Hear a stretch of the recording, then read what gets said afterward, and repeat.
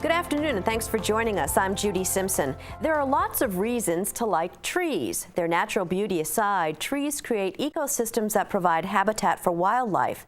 Trees also absorb carbon dioxide and other gases from the air and release oxygen. It's estimated that one large tree can supply a day's worth of oxygen for 4 people. In our home landscapes, trees are a long-term investment. We want them to last. So as we head into fall, I'm joined by 2 experts to provide some tree care tips to help our trees survive the winter and be healthy and vigorous next spring. I want to welcome back UVM horticulturalist Leonard Perry. And Leonard, you brought a special guest. I have, Judy, and it's great to be back. And joining me again, Vijay Komai from Bartlett Tree Company. And known Vijay for some years, first as a nursery grower, many years experience growing trees, and now consulting with all kinds of people on tree problems. So I thought this would be good. As you mentioned, trees are a big investment. They're a great part of landscapes. How do we get them through the winter? And so I thought it would be great to have Vijay come in and share some tips with us. Well, thanks, Vijay. So what are some of the key topics in fall tree care that you think are most important for us to know about today? Well, winters can be tough on trees, just as it can on people. Our winters are long and cold. And there are several simple things we can do to protect trees from damage from animals, particularly rodents, rabbits, and deer, to protect trees from winter injury caused by sun scald on the bark of young trees, as well as winter burn on evergreens. Well, it's definitely the time of year that the field mice are starting to set up their homes. What should people know about rodent protection between mice and rabbits especially, too? Yeah, first thing is to reduce the habitat for mice and rodents and rabbits around your trees in your landscape. Trees that are planted out near the edges of lawns, near wooded edges, if you have brush piles piled up or debris piles, perfect habitat for mice to hang out. Keep your lawn mowed low at the end of the season, which also provides habitat. But we can also do simple things like put guards, physical guards around the trees to protect from damage from mice and rabbits. I know, Leonard, you have some examples of that. I do. I learned this the hard way, having some of these a few years ago, and a lot of ice and snow, and poor things were hungry, and so they were chewing these trees. It destroyed several of my crab apples. I hadn't got the guards on. So now I make sure, and there's several types of guards. Here are the ones you can just wrap around, fairly inexpensive you can find. I like this one. It's white, it reflects, and we'll talk about why that's important. The light has holes so it can breathe, and you just kind of pull it apart, and then wrap it around the trunk as you work your way up. And so that allows some space so some air gets in, won't grow or disease. Another one, if you really don't need to worry about that, but just want to protect from the chewing, is this one. And this is just a really heavy material. You have to have some serious cutters. Scissors just don't work on that, or teeth of a rabbit, for instance. So I've just got a twist tie here, but you just pull it apart, wrap it around the trunk, and then tie it together. So that works on bigger ones. You can use something as simple as hardware cloth. Just cut some pieces. Of course, you want it high enough above the snow line, because you may say, oh, that's good for a rabbit. Well, if the snow's up to here, the bunny's going to be chewing up here. So you want to make sure it goes right up to those lower branches sometimes. And you can tell just how much snow you got in a season by how high the damage is. Exactly. And I guess we have some pictures, too, that we want to get to showing some of the damage done by just the weather. Yep. Well, it's also, some tree wrap tape. And I think we have a picture about cold damage, that we can tell us about, Vijay. So the photos we're seeing here is frost cracking and or sun scald, typically on the south to southwest facing side of the tree.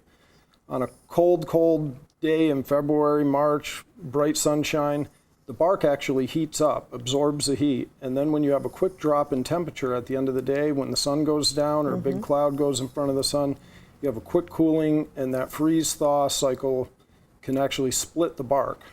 Wow. So to prevent against that, we can use this tree wrap. Oftentimes it comes in white. It's like a geotextile fabric, and you would wrap that around the tree from the base all the way up to the first branches. It prevents the heating of the bark. If it's white, it reflects the heat, reflects the sun's rays, so the bark doesn't heat up. Very simple. You can get this at your local garden center, probably find it online. Simple, quick fix. Should go on in November and be taken off in the spring when the new growth starts. Do trees survive that kind of damage? They can, but it can take years for that wound to seal, and it also opens it up to fungus infections and decay, and you can get repeated injury from year to year. So it's typically on thin-barked young trees, maples, sycamores, ash, any of the crabapple species. So good idea to protect them from the winter sun. And one of the keys too is to make sure if it's chewed all around or girdled. Also, we were talking earlier about the habitat. I wanted to mention, if you're getting rid of that grass with a weed trimmer, make sure that's not girdling the tree. Yeah. You may be killing it yourself. So, but yeah, as long as it's got some tissue that's not, you know, maybe what, about half that's not chewed. If it's more than that, your tree's going to have some issues. All right, also too, people wrap shrubs as well, some kind of shrubs. Particularly evergreen shrubs or broadleaf evergreens or evergreen trees are prone to desiccation in the winter, and I believe we have some photos of that. So one way to prevent against that is, you know, evergreen trees hold their foliage all year. So they are actually transpiring or losing water through their foliage during the winter. So if there's not enough moisture in the plant and moisture in the ground, they're losing water and they can desiccate and turn brown. So by wrapping in burlap, you can put some stakes around the tree, get a roll of burlap. You're cutting down on that wind and sun. This is especially detrimental to trees fairly newly planted that aren't well established, or trees in high exposure areas, high wind, high sun exposure. But you mentioned that just as important as wrapping is watering this time of year. Absolutely. Keeping things well watered right up until the ground freezes. Now, we were in a little bit of a dry spell. We had a very wet early spring and summer. Then we had a dry spell. We recently got some significant rains.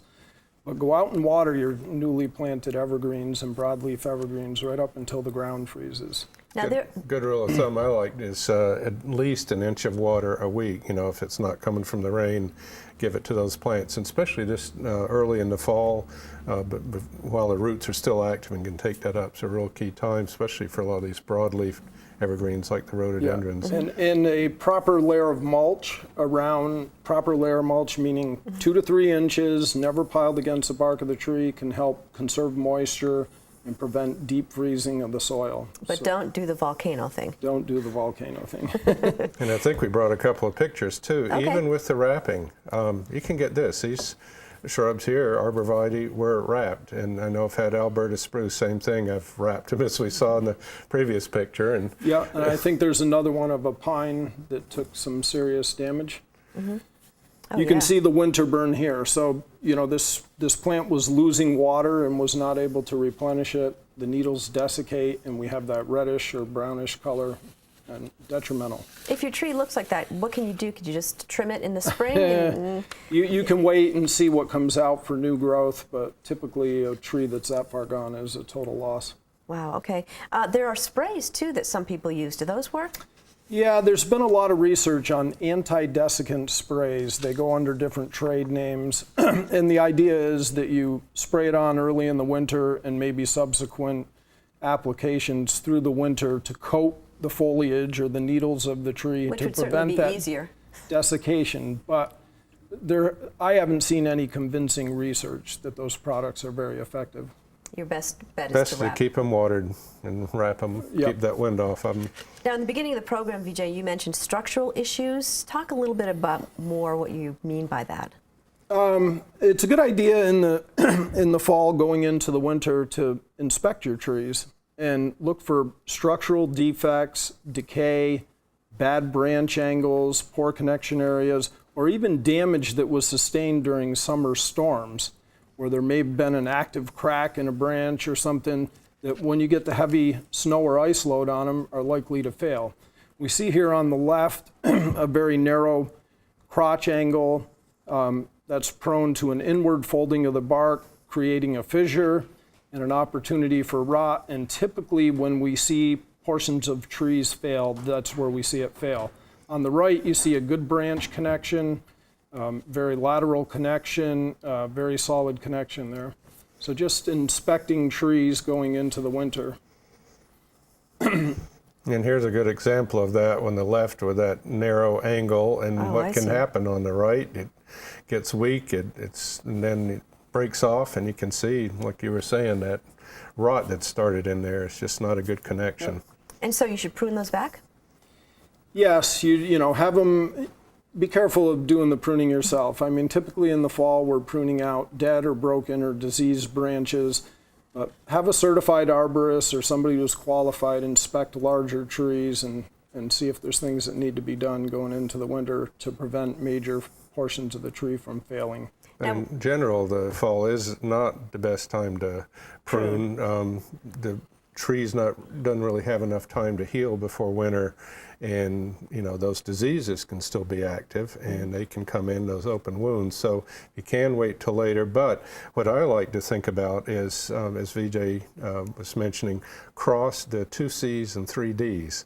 The crossed and crowded branches or dead, diseased, and damaged. So crossed branches that cross and rubbing each other, or too crowded, or ones that are dead, obviously have some disease going on or have been damaged from storms. So those are ones in the fall that definitely you can get pruned out now. Now, we talked about rodents earlier, but there are also larger animals that like to eat trees in the winter when they get hungry. Yeah, definitely deer. Deer are a major problem, you know, especially in these urban areas where these small woodlots are constantly being fragmented into smaller lots through development. You know, deer have to eat in the winter, and they've adapted by feeding on our landscapes. So you can see here a picture of an arborvitae hedge. This was actually in Colchester, up near the lake. They would typically put a physical barrier along this hedge in the winter, and last winter they didn't, and you can see what the deer did. Wow. And, you know, 3 or 4 deer feeding for one night can do this damage. Holy cow. So, Leonard, what do you do? How do you keep the deer away from Well, the there are trees? just a lot of different ways, controls. I've got quite a few on my website. First, you have to kind of understand a little bit about deer. But one of the things I've tried, and I brought a couple examples along, of course, I like gizmos, so I've tried these, and they seem to work pretty well. This is called a Predator Guard, and it's solar powered, and these are 2 red lights, and when it gets dark out, they start to flash. And you put it about the height, about 4 or 5 feet that, you know, deer might be. So, and they're very sensitive to danger, and they see that and they're not sure what it is. So, but they can get used to it. So again, move it about. Every few days I move it about. As I do this, which is called a deer chaser. And again, this comes on 24/7. It's a motion sensor, and it has a radio. I have it tuned to talk radio, and then you have a light. So it startles me when I'm out in the yard too, and all of a sudden I hear talking, I realize it's the radio. The neighbors must love that too. And I have actually watched this effective against deer and bear. I've come up a path and they stimulate this, and the sound comes on, they go off. I haven't seen them again. So. And once again, on your website, you have lots of information. Exactly, yeah. Perry's perennial pages, perrysperennials.info. Got several articles just about deer control, as well as some of the other rodents and tree issues we've been talking about. And VJ, give us a quick reminder, some of the key things on our fall checklist for our trees. Well, protecting your trees against rodents and rabbit damage, and as well as deer, and there are some deer repellents on the market. The key with that is applying early and often before the feeding habits are established. Inspecting your trees for structural defects going into winter where you could have failures and snow and ice load, and protecting young trunks from sun injury during the winter. And water, water, water. And water, well, if it doesn't rain, water. And then anything else, Leonard, that people should be thinking about heading into the winter months with their landscaping? Well, I think, just be aware of all these, get things ready. for these issues. We're talking about getting some supplies now. We were talking earlier, shrubs can be a problem with rabbits too. So the more you can do to, and there are some rabbit repellents you can spray on too. But if they're hungry, it's not much you can do except fence things off. And there's some nice days ahead, so take advantage of it while Exactly, you can get this work Absolutely. done. Thanks to both of you. That's our program for today. Thanks for joining us. I'm Judy Simpson. I'll see you again next time on Across the Fence.